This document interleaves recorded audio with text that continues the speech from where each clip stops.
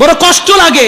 ইসলাম মানুষকে আপনি বোঝানোর জন্য, দেখানোর জন্য আপনি মন্দির পাহারার দায়িত্বে নিয়োজিত আছেন, রাস্তাঘাট পাহারার দায়িত্বে নিয়োজিত আছেন। আমি বলছি বাংলাদেশে যে এতগুলো মাজার ভাঙ্গা হলো, এটা তো কোনো বেধর্মী এসে করে নাই। আপনি কিভাবে নিজেকে মুসলমান দাবি করেন?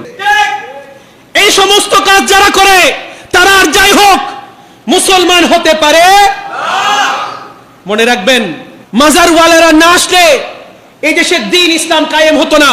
ইংরেজরা এই দেশে এসে এই দেশকে তছনছ করেছে, এই উপমহাদেশকে, কিন্তু তারাও স্বীকার করতে বাধ্য হয়েছে। 1905 সালে যিনি বঙ্গভঙ্গ করেছিলেন লর্ড কার্জন বলে, আমি সমগ্র ভারতকে ঘুরে ঘুরে দেখেছি, আমি দেখতে পেয়েছি এই ভারতবর্ষ পরিচালনা করে ইংরেজ সরকার নয়, এই ভারতবর্ষ পরিচালনা করে একটা কবর, সেটা খাজায়ে খাজাগান বন্দে নওয়াজ গরিবে নওয়াজের কবর থেকে এই ভারতবর্ষ পরিচালিত হয়।